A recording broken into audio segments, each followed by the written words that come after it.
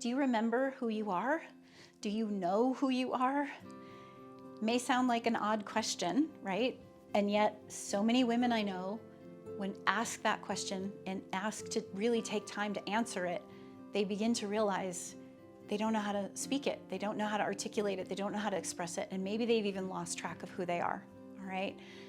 If you're new to the channel, be sure to subscribe. This channel and these videos are all about supporting women to become who they know they're capable of becoming, to realize their full potential, to move beyond the sea of overwhelm and self-doubt toward that space of true empowerment and confidence.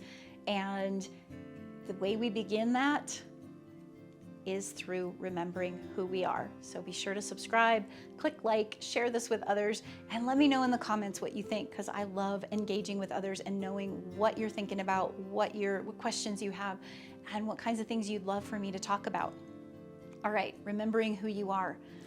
So first of all, why do we need to remember who we are? Well, I've kind of mentioned that. If we're gonna go to this journey of fulfilling that sense of something more, that nagging feeling of something more that most of us know is out there, that potential that we're striving to realize, that space within us that feels a bit empty or has this longing, we've got to start by remembering who we are, all right?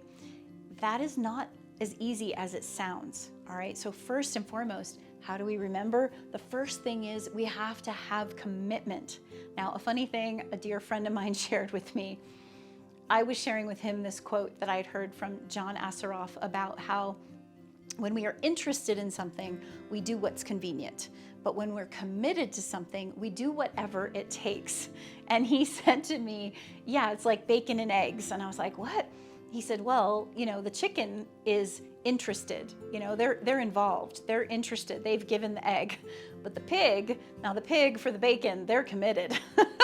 And I thought, oh boy, okay, that is just kind of a nice way to look at it. Like, what are you gonna be willing to give? What are you gonna be willing to sacrifice?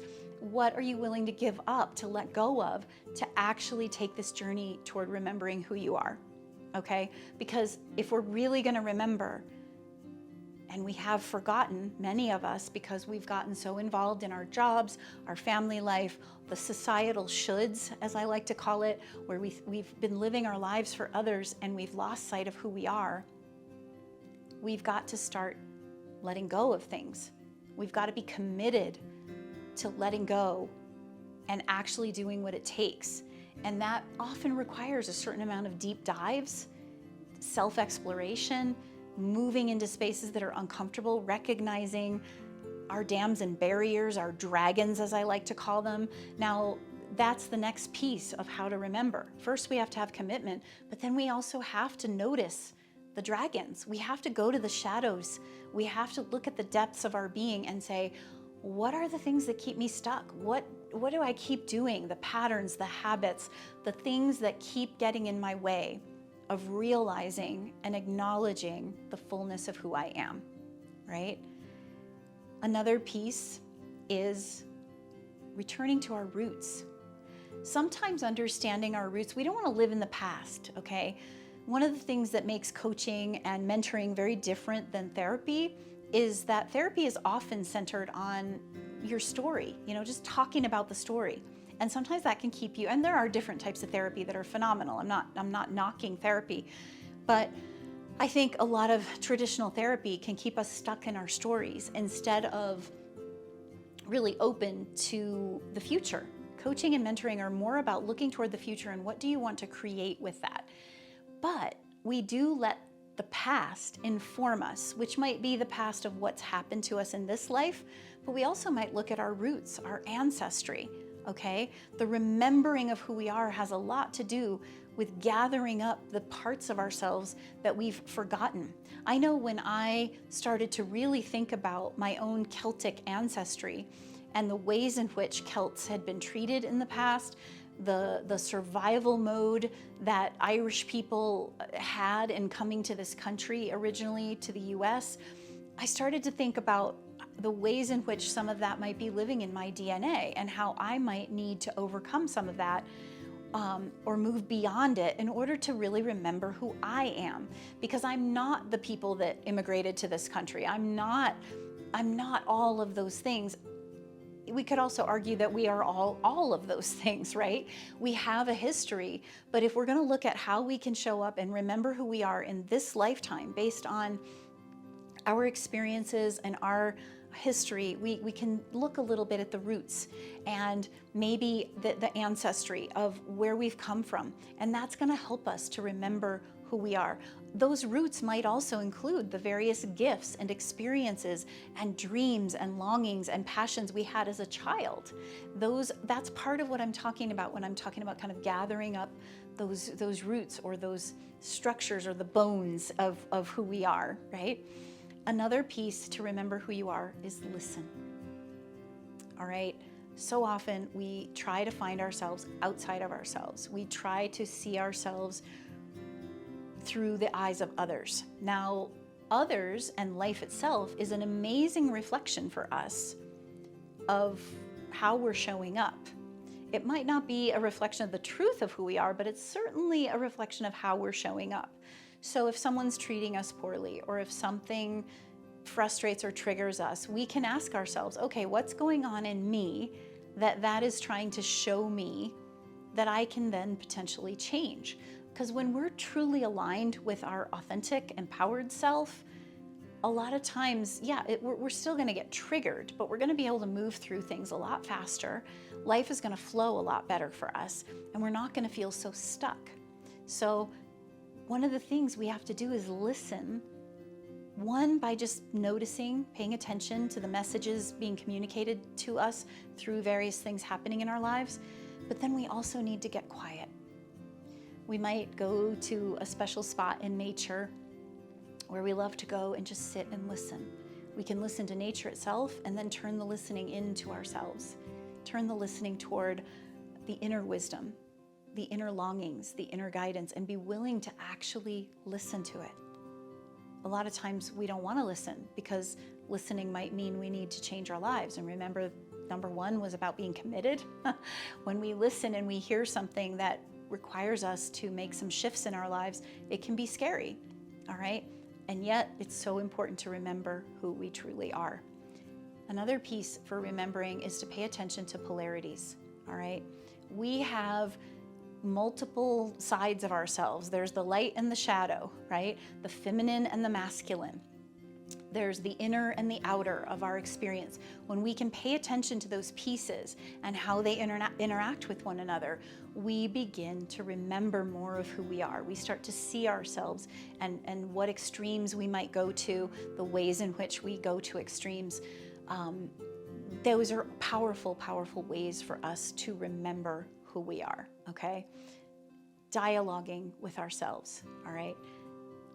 We often end up through various traumas in our childhood, or maybe it's even in the DNA, as I mentioned before, through our ancestry and the programming that we have. We end up fragmenting. It's like parts of ourselves fragment off, and we haven't collected them. We haven't gathered them up. They fragment because of the trauma, because of the fear, because of the overwhelm that can happen when these traumas enter into our lives, right?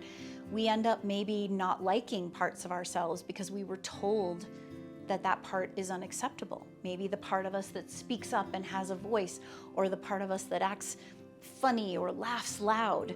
You know, I remember when I was young, I have a boisterous laugh. It's part of who I am, but oh my gosh, all the years I was picked on for laughing and my loud laugh.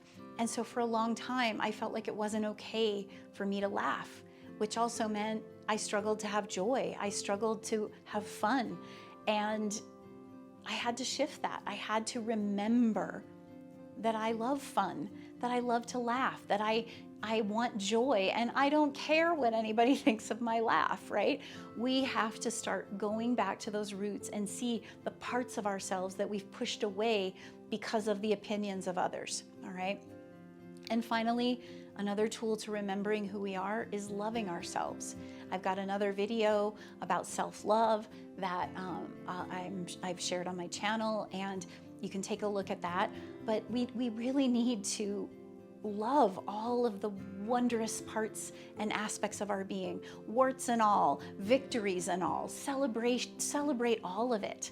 Understand that we're here to have this amazing journey and accept all of it. Really honor all of it. When we can start to gather all of that, that's really what remembering is. Remembering who we are is about gathering up these parts of ourselves, these things that we haven't paid attention to, through our commitment, through the roots and the ancestry, through this noticing of our shadows and our dams and barriers, all the things that block us and our habits and our patterns.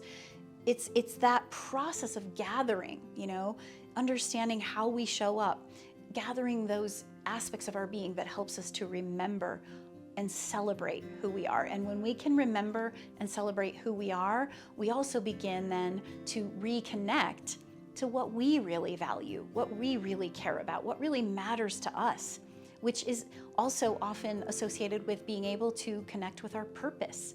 Many of us walk around going, I feel like I have no purpose, or my life doesn't have meaning the way I want it to, or I'm not feeling fulfilled in the way that I want to.